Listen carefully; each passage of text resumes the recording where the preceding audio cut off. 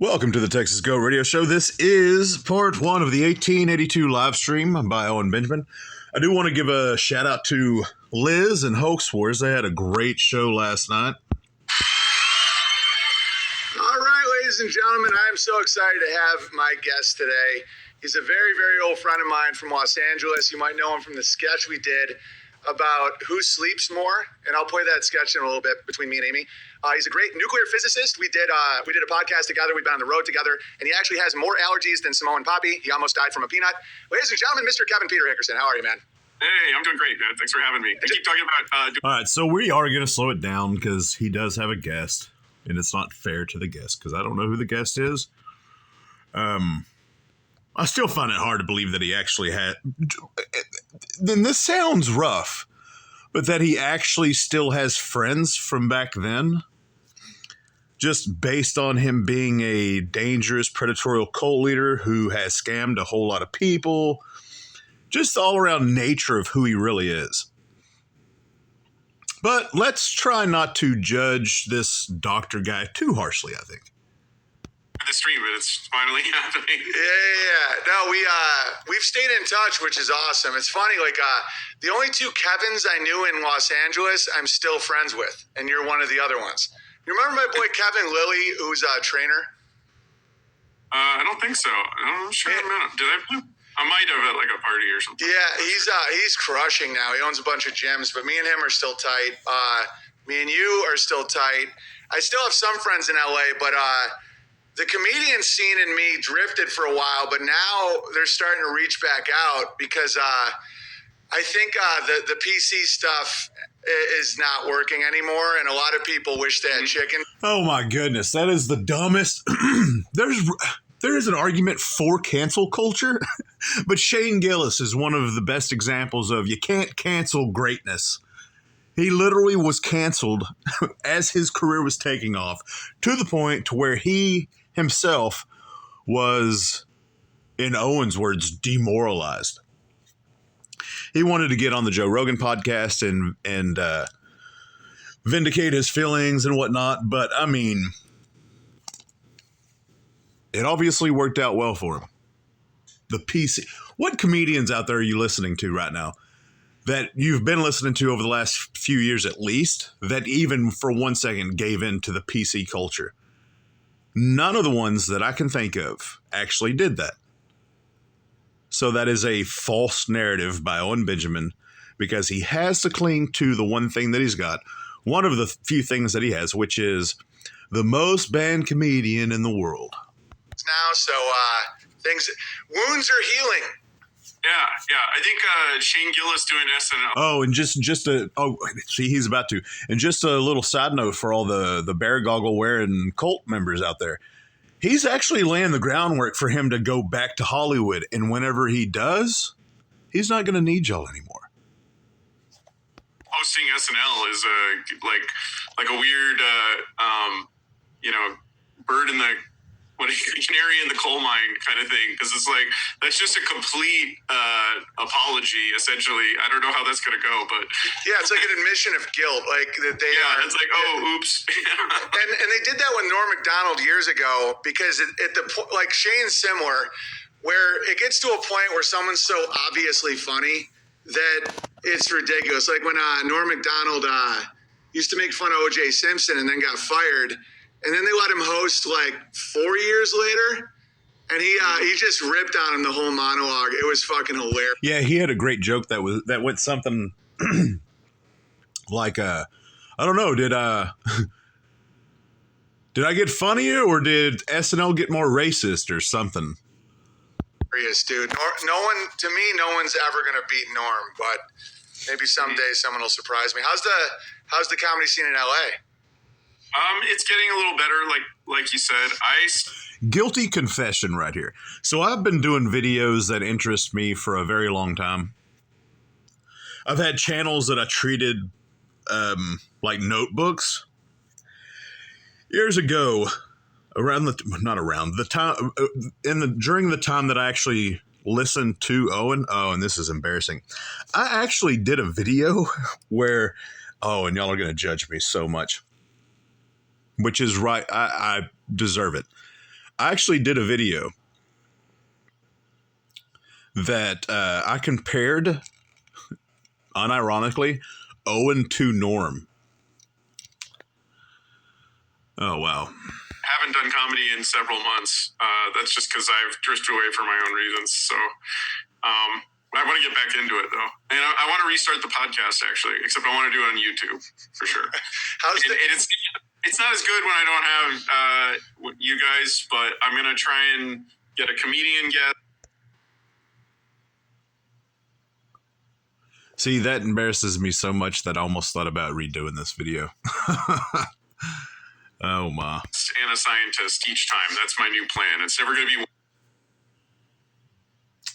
one-on-one, because I don't actually like that long-form interview that much. I mean, it goes viral and stuff, and people love it, but, like what Lex does and stuff. I really like the three-way conversation kind of thing, so. Yeah, and I was like the Paula Abdul, where you want that like funny guy that says things simply, and then you want the scientist and the host. Yeah, Jimmy O Yang's doing really well. He was on that podcast. He's doing great. Yeah, I see him everywhere now. I saw him a few days ago, and he's doing great. Yeah, he's going to start a TV show, which is that's awesome. What's the show called? Chinese people with Irish names. What's it called? It's something about Chinatown. I have to look it up. I keep forgetting the name. Something about it's like a crime show. I don't think it's going to be a comedy, but there will be some comedy elements, I guess. I don't know. It's a little secretive, so we'll just see. But the Asians embraced him, and I got a theory. I think it's because he's kind of little, like physically. Because when I was on Sullivan and Son with Steve Byrne, and that was the first Korean-led sitcom since Margaret's Show, and the Asians weren't pumped about Byrne because he's like 6'1". And I realized the Asians like little dudes. Like they don't like to feel small. They like, Kyneton says. I really do like Steve Byrne, by the way. He's starring in Raw and Order. Good one, Coddington. Coddington's very. I think ironically, like if you don't fit, I've seen this in Hollywood so many times. If you don't fit a stereotype, then you're outcast, ironically, because then they can't say, "Oh, he's breaking stereotypes." It makes absolutely no sense. That's so ridiculously true. They're like, "Oh, it's a tall Asian. It's too confusing. We need a small." So, what was the stereotype for Owen on Sullivan and Son? I mean, he was wearing a helmet at one point. I'm pretty sure I read an interview. I don't know if it was Owen who said. I think it was, but it could have been somebody else that said that they did a really good job casting him in that character because it actually suited who he was in real life. No, you're breaking it too hard. Stop. Back away. Yeah, it's like he looks like he might have a cock on him. That's bad for advertising. Yeah. It's. Go ahead. I know there's less than 6 minutes. They do the same thing with nerds. It's frustrating. Like, I mean, like the show Big Bang Theory, people would always ask me if I liked that show because that show was literally, at the time we were doing the podcast, that show was about exactly my job. It was physics postdocs at Caltech. And when we were doing the podcast, I was a physics postdoc at Caltech. And like that, but they just have to do their little Comic-Con stereotypes and everything like that. They didn't actually represent like how we felt or anything. It was like, shut up, that doesn't matter. It's empowering to nerds. And I would talk to people and they were like, why don't you like that show? And I'm like, well, I don't dislike it. I just didn't find it funny. But but they were like, but I thought you'd love it. And it was like, no, none of us loved it because it just didn't feel like it was about us. So, and they're like, but it was great. It showed you guys it's not that nerdy, like I know, but it was like it was like literally like cripplingly autistic people that can barely talk to anybody, and it was like very lowbrow. Yeah, I mean, I used to hang out with Kunal, who was on that show, and I never really liked the show either. Kunal was a nice dude, but they don't make any shows about super tall racists like me, so I don't. Isn't it funny how are you noticing in comedy how a lot of those like PC things are breaking like that? Yes, I think it's so tiring. Have you noticed the PC things in comedy are breaking. Dude. Oh, man. Like I said before, I didn't notice any kind of bending of the knee for any of the comedians that I was watching over the last few years. At all.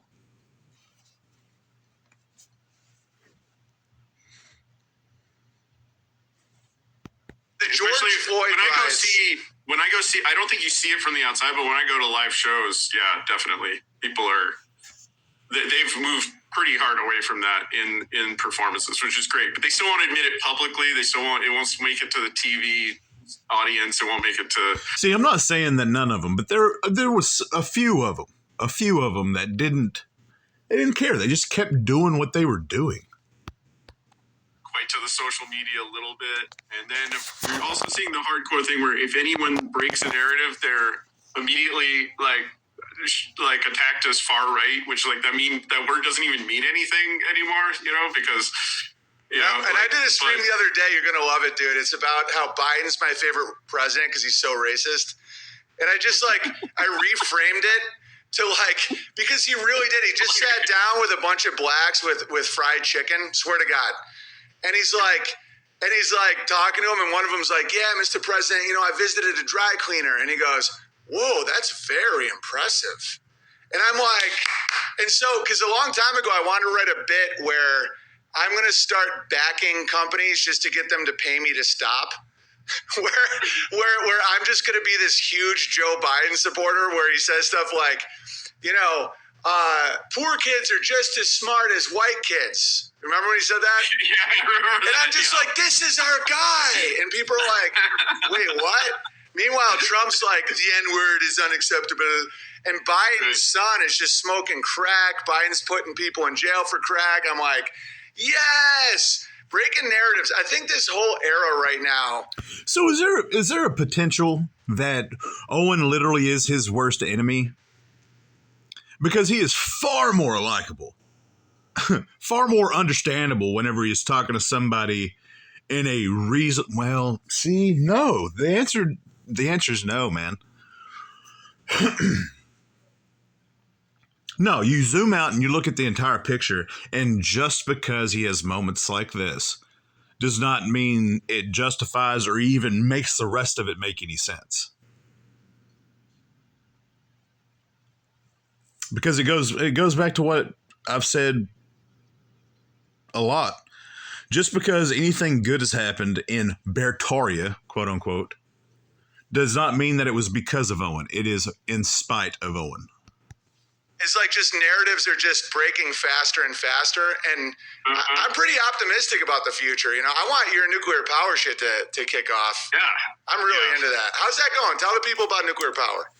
Yeah, so nuclear is doing really well politically and worldwide. Actually, the U.S. just signed a treaty. Again, a thing that doesn't make it into the news, I think, because it's unpleasant to some people. But the U.S. just signed an agreement to triple the amount of nuclear power of 25 countries, and it's I don't think it's like a binding agreement or something, but it's still pretty awesome that happened. And that's a lot of stuff is behind the scenes. But I also started a company 4 years ago. It's really, because I didn't have enough on my plate doing physics and comedy. I also needed to do entrepreneurship right when the world fucking shut down. But that's going pretty well, although I'm mostly looking for funding. That's my main thing. If any of your listeners want to send me money, that's great. If they have an extra billion laying around. Yeah, you worked for some of those big guys. Didn't you used to work? Oh, my. That's kind of a big deal right there that somebody came on Owen's stream asking his listeners for money and Owen didn't flip out. Now, of course, he didn't encourage the behavior. And in fact, he took it to the extreme like he does by saying, yeah, if anybody has an extra billion laying around. That's kind of interesting that he allowed that to happen. For Bezos or something? That's pretty much who I talk to is big guys, really big billionaires. I pitched to billionaires.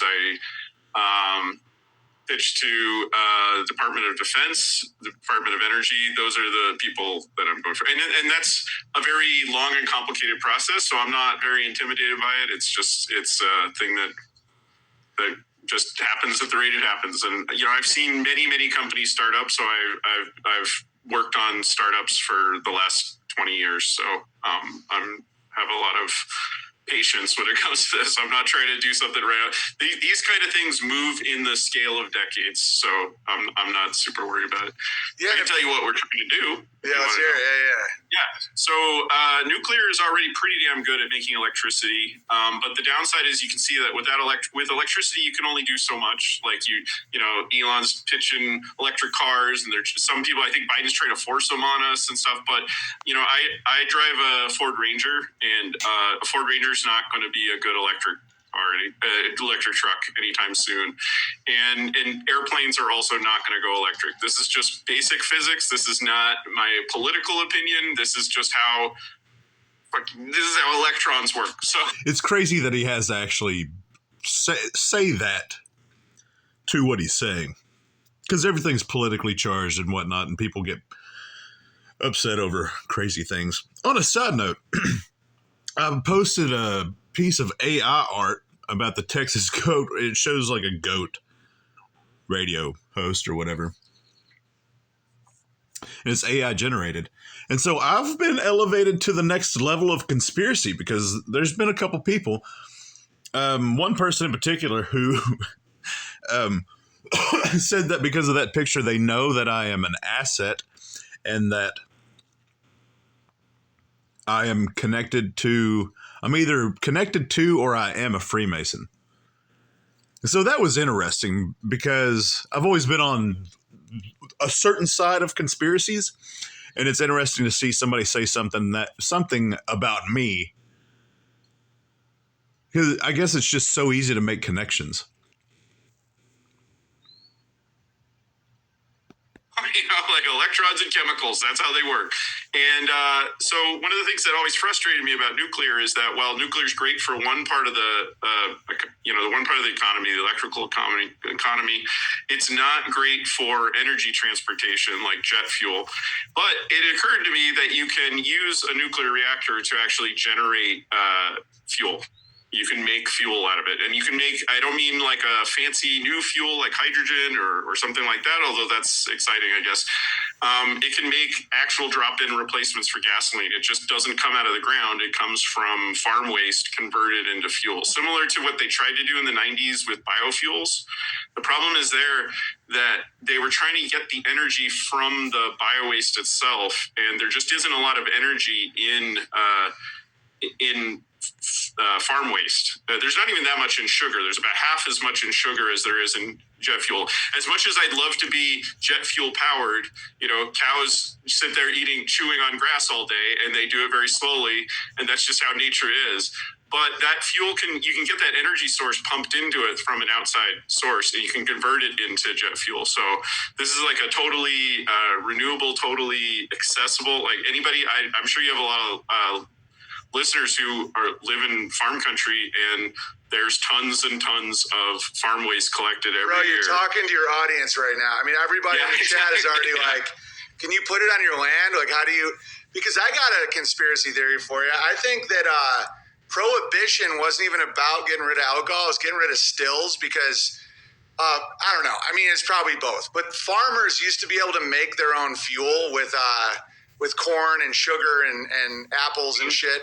And so then they're like, oh, that's we got to get rid of all that. And then they got the federal government to like break all the stills and all that because they were saying that they were making alcohol for consumption. And then they roll out, the oil. And it's because the only green energy I'm into at all is nuclear because the wind shit, I mean, it's like 9 years. Oh, my goodness. Listening to him talk compared to the other guy. I was going to try to put this entire, or at least, I don't know. Anyways, I'm over. Oh, man.